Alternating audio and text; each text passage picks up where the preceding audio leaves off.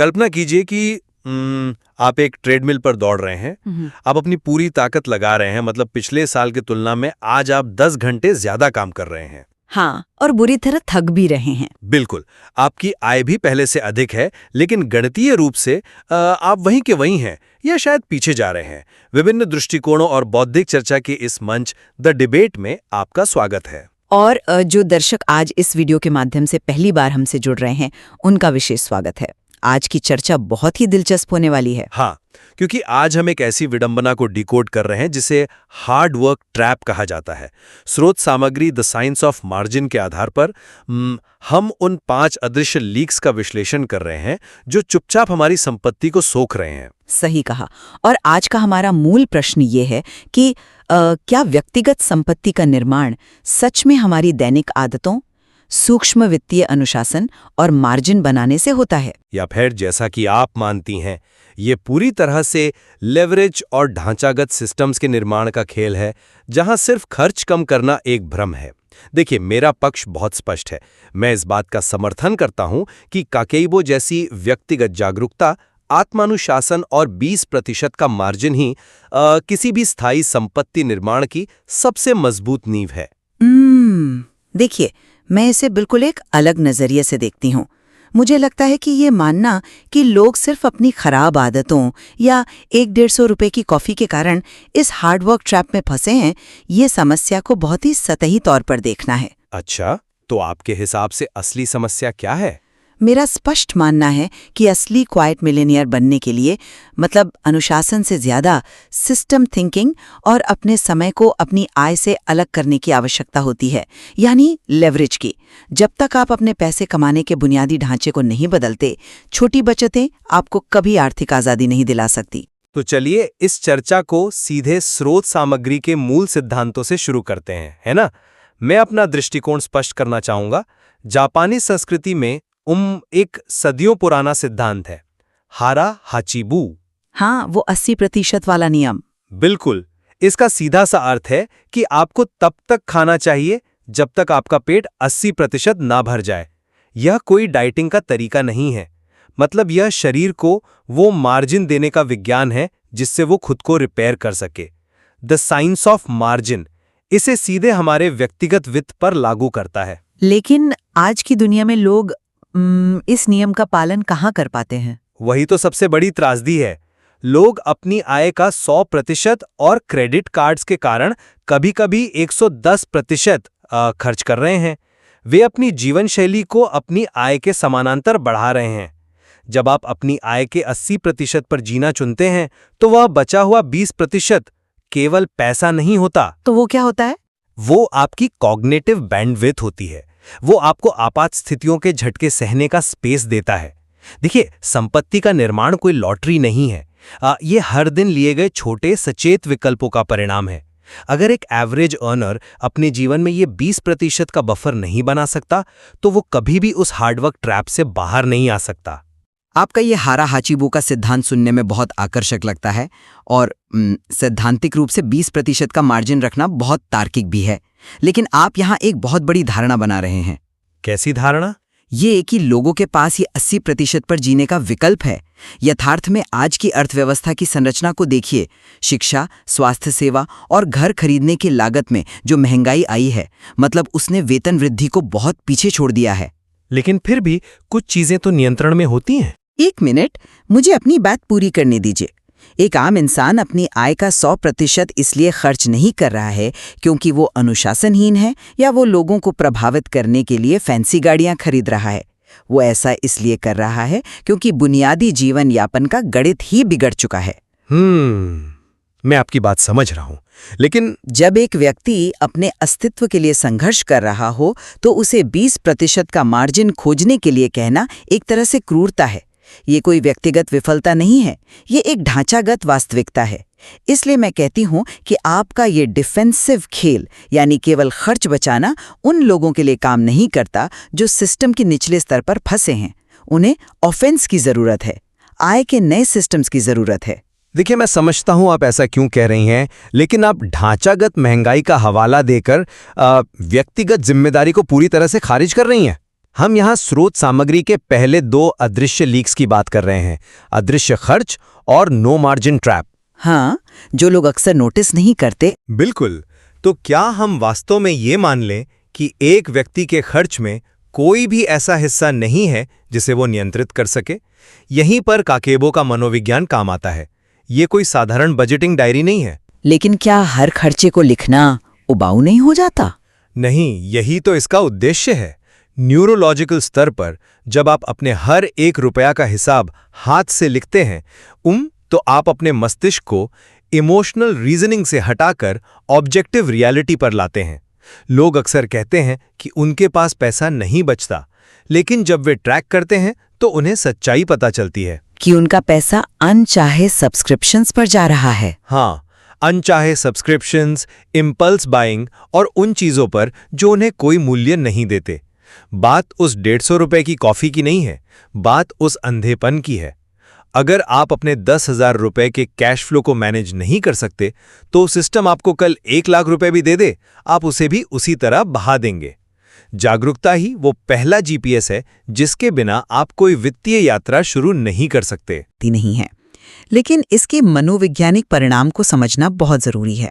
आप किस परिणाम की बात कर रही हैं? जब आप अपने हर एक छोटे खर्च को ट्रैक करने लगते हैं, तो आप अनजाने में अपने मस्तिष्क को एक स्कैरसिटी माइंडसेट यानी अभाव की मानसिकता में धकेल देते हैं।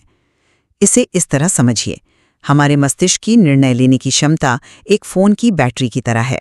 ओके। जब आप अपना पूरा दिन इस बात पर खर्च करते हैं कि आप 50 रुपए कहाँ बचा सकते हैं या कौन सा सब्सक्रिप्शन रद्द कर सकते हैं, तो आप बैकग्राउंड में लगातार अपनी कॉग्निटिव बैटरी को ड्रेन कर रहे हैं। ऊर्जा सीमित है। एक क्वाइट मिलेनियर अपनी इस ऊर्जा को छोटी चीजों को माइक्रो मैनेज करने में बर्बाद नहीं करता।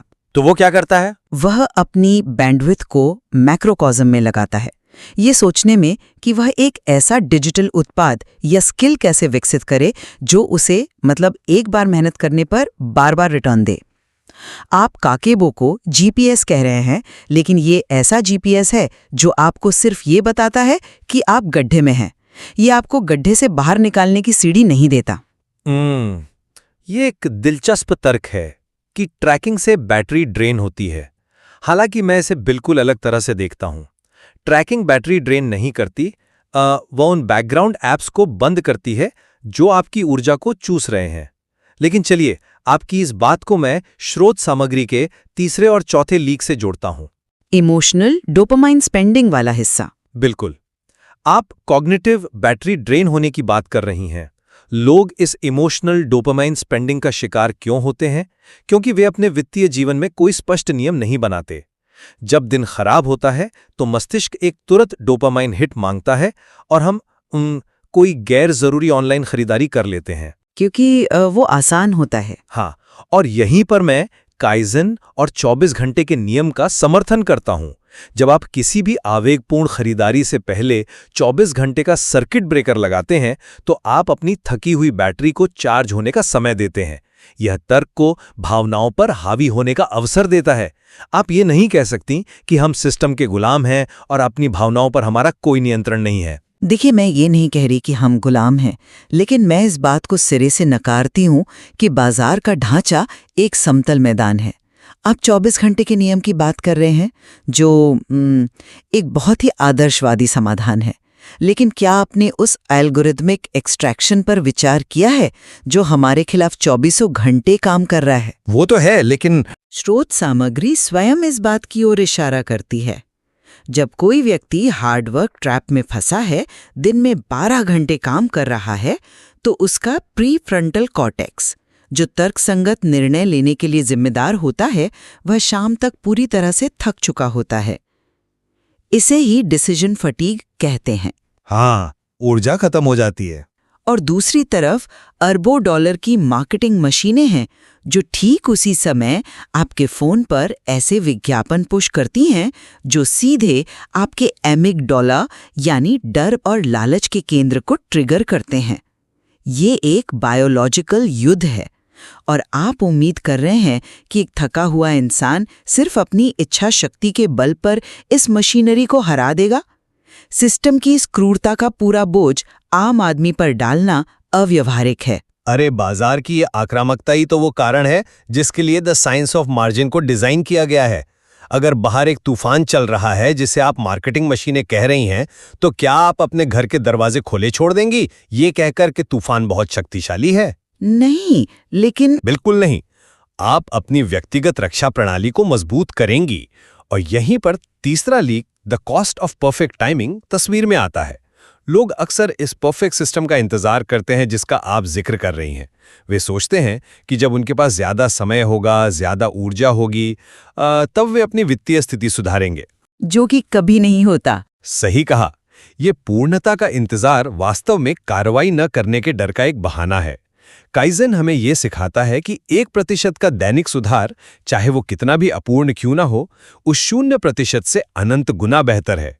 अगर आप आज ही 500 रुपए का निवेश शुरू कर देते हैं, तो कंपाउंडिंग आपके पक्ष में काम करना शुरू कर देती है। समय वो धुरी है जो छोटे से छोटे इम्परफेक्ट एक्शन को भी दशकों में एक विशाल संपत्ति में बदल देती है। देखिए, मैं कंपाउंडिंग के गणित पर सवाल नहीं उठा रही हूँ, लेकिन हमें उस गति को समझना होगा जिस पर आज की दुनिया चल रही है। अगर आप हर महीने 1000 या 5000 रुपए बचा रहे हैं, तो 7% की मुद्रास्फीति और आपके द्वारा बताए गए उन 1% सुधारों के बीच की रेस में आप कभी नहीं जीत सकते। ये हमें स्रोत सामग्री के सबसे खतरनाक और अंतिम लीक पर ले आता है, समय के बदले पैसे का व्यापार करना। हार्ड वर्क ट्रैप की असली परिभाषा यही है। जब आप अपने घंटे बेचकर पैसा कमाते हैं, तो आपकी आय की एक अघोषित सीलिंग होती है, क्योंकि दिन में केवल 24 घंटे होते हैं। कंपाउंडिंग तब तक प्रभावी नहीं हो सकती जब तक कि मूलधन काफी बड़ा ना हो, और वो मूलधन केवल 150 रुपए की कॉफी बचाकर नहीं आता, ये लेवरेज से आता है। अच्छा, तो आप लेवरेज को कैसे परिभाषित करती हैं इस संदर्भ में? लेवरेज एक आर्किटेक्चरल फलक्रम की तरह है। ये आपके इनपुट यानी मेहनत और आउटपुट यानी नतीजे को डीकपल कर देता है, मतलब अलग कर देता है। अगर मैं एक सॉफ्टवेयर बनाती हूँ, या एक डिजिटल कोर्स रिकॉर्ड करती हूँ, या किसी ऐसे व्यवसाय में निवेश करती हूँ जो मेरे बिना चलता है, तो मैंने एक बार मेहनत की। हाँ, और रिटर्न बार बार मिल रहा है। बिल्कुल, मुझे उसका भुगतान हजारों बार हो रहा है। ये एक एस्केलेटर बनाने जैसा है। आप ट्रेडमिल पर दौड़ने की बात कर रहे हैं कि हम काकेबो का उपयोग करके ट्रेडमिल पर अधिक कुशलता से दौड़ें। मैं कह रही हूं कि ट्रेडमिल से उतरिए और एक एस्केलेटर का निर्माण कीजिए।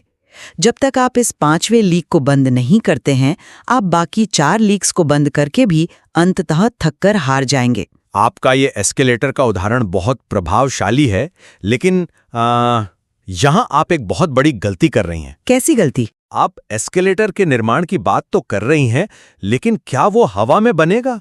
उस फलक्रम या लेवरेज को बनाने के लिए जो शुरुआती पूंजी चाहिए, चाहे वो वित्तीय हो या मानसिक, वो कहाँ से आएगी? वो उसी 20% के मार्जिन से आएगी जिसके बारे में मैंने शुरुआत में बात की थी। अगर एक व्यक्ति महीने के अंत में अपने क्रेडिट कार्ड के बिलों से जूझ रहा है, तो क्या वो वीकेंड पर बैठकर एक सॉफ्टवेयर कोड करेगा? बिल्कुल नहीं। उसका दिमाग सर्वाइवल मोड में है। द साइंस ऑफ मार्जिन हमें यही सिखाता है कि पहले 4 लीक्स को बंद करना वास्तव में लेवरेज बनाने के लिए आवश्यक रनवे तैयार करना है। मैं समझ रही हूँ आप क्या कह रहे हैं। जब आप काकीबो के माध्यम से अनुशासन लाते हैं, जब आप हारा हाचीबू के माध्यम से 80% पर जीना सीखते हैं, तब आपके पास वो खाली समय और वो शांति होती है जो एक डिजिटल उत्पाद बनाने के लिए जरूरी है। मार्जिन ही वो बीज है जिससे लेवरेज का पेड़ उगता है। मैं इस बात से सहमत हूं कि तनावग्रस्त दिमाग रचनात्मक नहीं हो सकता और सर्वाइवल मोड से बाहर निकलना पहली प्राथमिकता होनी चाहिए। लेकिन मेरा विरोध इस बात से है कि लोग उस पहले कदम को ही अपनी अंतिम मंजिल मान लेते हैं। मतलब बचत को ही सब कुछ मान लेते हैं। हाँ, वित्तीय साक्षरता के नाम पर उद्योग उन्हें सिर्फ बचतकर्ता बना रहा है, निर्माता नहीं। जब आप लोगों को बताते हैं कि उनकी समस्या उनकी 150 रुपए की कॉफी है, तो वे अपनी पूरी पहचान एक कंजूस व्यक्ति के रूप में बना लेते हैं। वे उस स्कैर्सिटी माइंडसेट में इतने गहरे उतर जाते हैं कि जब उनके पास थोड़ा मार्जिन आ भी जाता है, तो वे जोखिम लेने से डरते हैं। ये एक वाजिब चिंता है। सिर्फ ट्रैकिंग और भावनाओं को नियंत्रित करने पर केंद्रित है, तो ये श्रोताओं को एक झूठी सुरक्षा की भावना देता है। अनुशासन आपको गरीब होने से बचा सकता है, लेकिन केवल लेवरेज ही आपको स्वतंत्र बना सकता है। ये एक बहुत ही महत्वपूर्ण डिस्टिंक्शन है कि अनुशासन आपको गरीब होने से बचाता है और लेवरेज आपको आज़ाद करता है। लेकिन मैं फिर से इस बात पर जोर दूंगा कि काइजन सिर्फ पैसे बचाने के बारे में नहीं है। 1% का सुधार आपके कौशल पर भी लागू होता है। हाँ, सीखने की प्रक्रिया में। बिल्कुल। द साइंस ऑफ मार्जिन का उद्देश्य केवल बैंक बैलेंस बढ़ाना नहीं है, बल्कि उस समय को वापस खरीदना है जिसे आपने गिरवी रखा हुआ है। जब आप नो मार्जिन ट्रैप से बाहर निकलते हैं तो आप वास्तव में अपने जीवन का नियंत्रण वापस ले रहे होते हैं। बाजार भले ही आपके खिलाफ काम कर रहा हो, लेकिन जब आपके पास मार्जिन होता है तो आपके पास ना कहने की शक्ति होती है। आप उस ओवरटाइम को ना कह सकते हैं और उस समय का उपयोग अपने एस्केलेटर के निर्माण में कर सकते हैं। हाँ, ना कहने की शक्ति ही सच्चा मार्जिन है। मुझे लगता है कि इस बिंदु पर हम स्रोत सामग्री के गहरे सत्य पर आकर मिलते हैं कि समय ही अंतिम संपत्ति है। मेरा तर्क केवल यह जरूरी सुनिश्चित करना है कि हम अपनी ऊर्जा को डिफेंस और ऑफेंस के बीच सही ढंग से संतुलित करें। बिल्कुल, दोनों का संतुलन जरूरी है। अगर हम केवल अपनी बाल्टी के छेदों को देखने में व्यस्त रहेंगे तो हम ये नहीं देख पाएंगे कि हमारे पास एक पूरी तरह से नई पाइपलाइन बनाने का विकल्प भी मौजूद है। क्वाइट मिलियनेयर कोई ऐसा व्यक्ति नहीं है जो जीवन भर अपनी इच्छाओं को मारता है। ये वो व्यक्ति है जो एक बार सिस्टम का निर्माण करता है ताकि वो जीवन भर अपनी शर्तों पर जी सके। बहुत ही सटीक बात कही आपने। तो आज की इस गहन चर्चा को समेटते हुए मैं ये कहना चाहूंगा कि द साइंस ऑफ मार्जिन हमें हमारे जीवन की सबसे बुनियादी सच्चाई से रूबरू कराता है। यह हमें सिखाता है कि संपत्ति का निर्माण एक दिन में नहीं होता। यह हर दिन लिए गए छोटे सचेत निर्णयों की श्रृंखला है।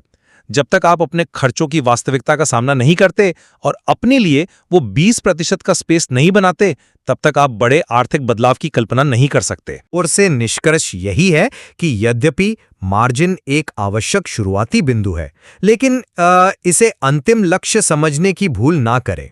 आज के आर्थिक ढांचे में हार्ड वर्क ट्रैप से बाहर निकलने का एकमात्र तरीका अपनी आय को अपने समय से अलग करना है। अपनी कॉग्निटिव बैटरी को छोटी बचतों पर खत्म करने के बजाय उसे असली लेवरेज बनाने में निवेश करें। एक बहुत ही शानदार बौद्धिक आदान प्रदान रहा ये। तो जो दर्शक आज हमारे साथ बने हुए हैं, अब यह तय करना आपके हाथ में है। क्या आप आज ही अपने बैंक स्टेटमेंट का विश्लेषण करके काकेबो के माध्यम से उस बुनियादी मार्जिन को खोजना शुरू करेंगे, या फिर आप उस बड़े आर्किटेक्चरल फलक्रम की ओर देखेंगे जो आपके समय और आय को हमेशा के लिए अलग कर दे? निश्चित रूप से स्रोत सामग्री में इन दोनों रास्तों की गहराई को समझने के लिए अभी बहुत कुछ है। ये एक ऐसा विषय है जो केवल एक चर्चा में नहीं सिमट सकता। बिल्कुल। तो अगली बार जब आप खुद को उस हार्ड वर्क ट्रैप की ट्रेडमिल पर थका हुआ महसूस करें, तो एक पल के लिए रुकिए और खुद से पूछिए, क्या मैं सिर्फ तेज दौड़ने की कोशिश कर रहा हूं, या मैंने उस एस्केलेटर का ब्लूप्रिंट बनाना शुरू कर दिया है? इस विचार के साथ हम आज की चर्चा यहीं समाप्त करते हैं। द डिबेट का हिस्सा बनने के लिए आपका धन्यवाद।